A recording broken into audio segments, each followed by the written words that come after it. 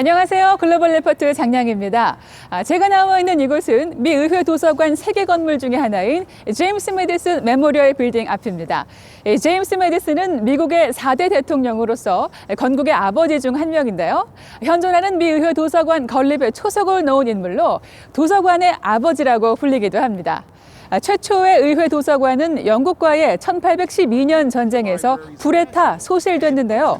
매디슨 대통령은 미국 의회가 토머스 제퍼슨 전 대통령의 소장 도서 6,400여 권을 24,000달러에 사들이는 법안에 서명하면서 새 의회 도서관 건립을 본격 추진했습니다.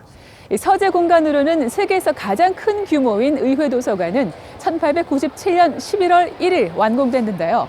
지금은 규모가 더 늘어나 20개가 넘는 열람실과 1,370km 길이의 책꽂이, 전 세계 470개 이상의 언어로 된 3,800만 점의 책과 인쇄물, 또 800만 장의 악보, 지도, 사진, 영화 필름, CD, DVD를 비롯한 1억 7천만 점 이상의 자료들이 보관돼 있습니다. 1870년 제정된 저작권법에 따라 미국의 저작권 신청자는 저작물 2권을 의무적으로 의회 도서관으로 보내게 돼 있는데요.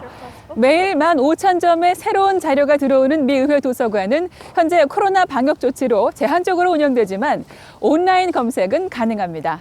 다양하고 깊이 있는 세계 소식 글로벌 리포트 지금 시작합니다.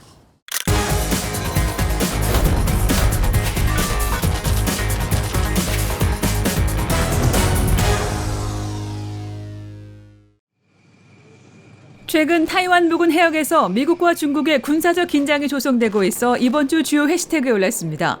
지난 23일 미국 항공모함 루즈벨트호는 남중국해로 진입하며 공해상에서 항행의 자유 작전을 실시했는데요. 같은 날 중국은 남중국해 타이완 방공식별구역에 군용기를 출격시키며 무력 시위를 벌였습니다. 타이완군은 이에 맞서 경고방송과 미사일 배치 등으로 대응에 나섰는데요. 미중 양국 정부는 각각 서로에게 긴장 악화 행위를 중단하라고 촉구했습니다. 중국은 나아가 27일부터 30일까지 남중국해에서 해상군사훈련을 실시한다고 밝혔습니다.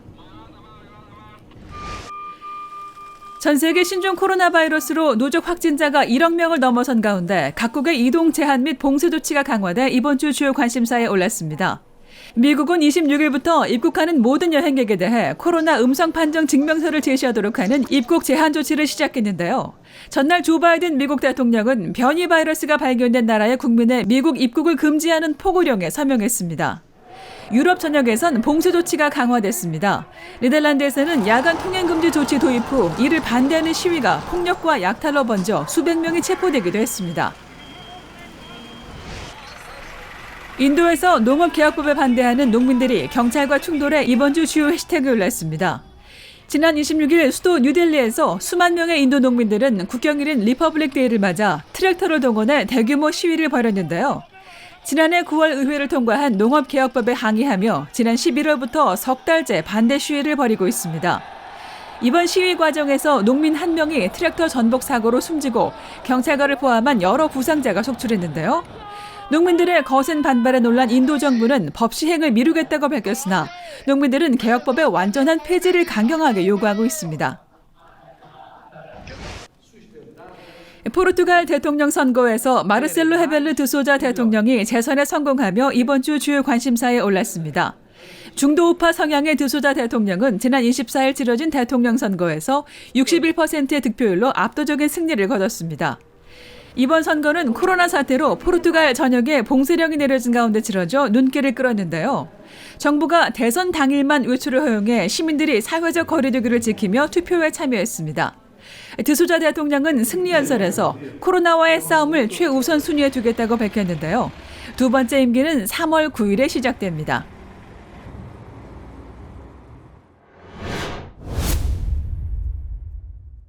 러시아 야권 지도자 알렉세이 나발니의 체포가 만만치 않은 후폭풍을 불러일으키고 있습니다. 나발니의 체포에 항의하는 시위가 러시아 전역에서 반푸틴 시위로 이어져 3,000명 이상 체포됐고 국제사회는 러시아의 야권 탄압이 비인도적이라며 비난하고 나섰는데요.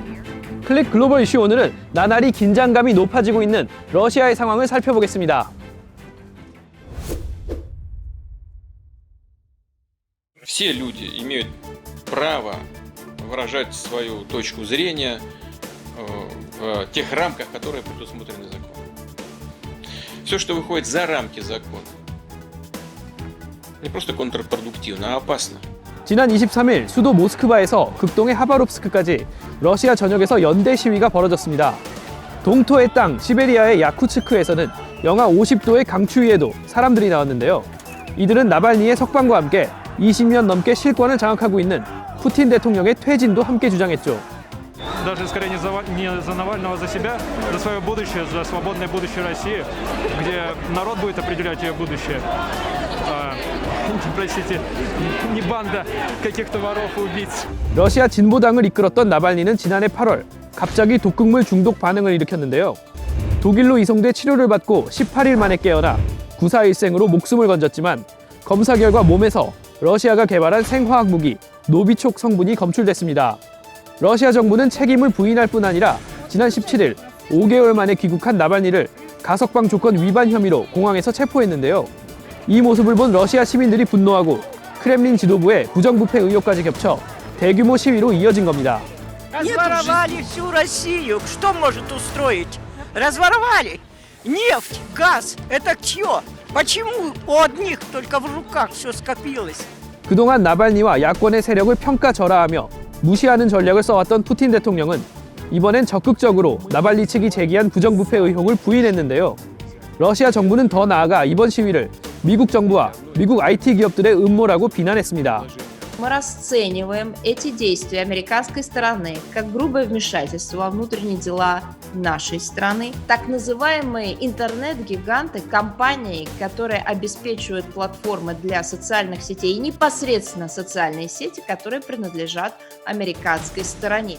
한편 미 국무부는 나발니의 석방은 물론 화학무기 사용에 대한 의혹을 규명하라고 러시아에 요구했고 유럽연합도 당장 나발니와 그의 동료들을 석방하라고 러시아에 촉구했는데요. 전문가들은 최근 벨라루스의 대규모 시위와 나발니 독살 시도 실패로 인해 푸틴 정부의 불안감이 커졌을 것으로 분석합니다. And in a certain way, the reason why they're so scared of Navalny right now is because they're looking at Belarus and saying, we don't want the same thing to happen here. And Navalny is the natural leader of an uprising, and they're terrified. 러시아에서는 오는 30일 또 한 번 대규모 시위가 예정돼 있어 러시아 정부가 바짝 긴장하고 있습니다.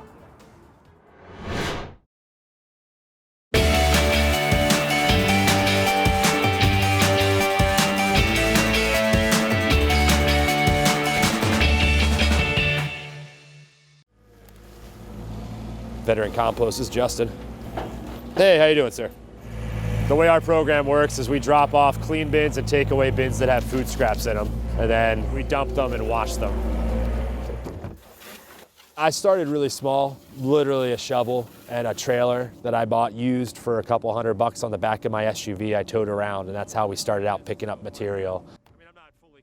I got into this because I was unemployed, and the goal of the business is whenever we can to hire veterans and family members of veterans. And for a lot of our guys that come into this, you know, they may have been in situations that weren't great, and this is kind of a good way to escape all that by working here. So, yeah, pretty literal name. My name is Russ Nichols. I was in the United States Army for 3 years, and I've been a driver ever since I was hired in October. So what drew me to the business was it's a veteran-run and operated business. So these are all the full coffee bins that we'll exchange one for one with. I took 2 out, I'll grab 2 more and put 2 empty ones, put them in here and grab this last. And came here, we do a tryout process where you work for 4 hours and see if it's something that you like.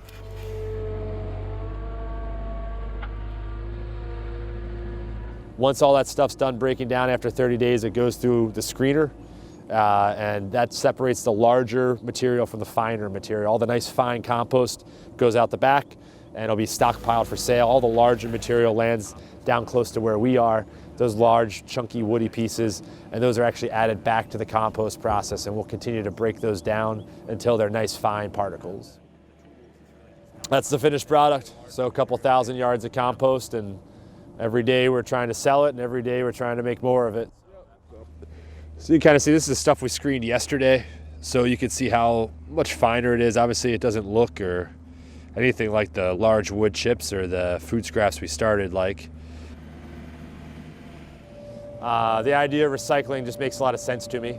And so in this case, all the material in this facility would have gone to a landfill or been burned. And so we're saving all that material and we're composting it, we're recycling it. And then the finished product behind us, that's going to grow new food, and that's going to rebuild soil, it's going to erosion control projects. So we're helping to fix the issues in this country with soil depletion. I mean, the amount of topsoil that's been lost in the last 100 years in our country, no one's really worried about it, but one year we're all gonna go to farm and no plants are gonna grow, and then everyone's suddenly gonna worry about the loss of topsoil. So that's what we're doing, is we're supplying great soil so people can get ahead of that and grow good stuff.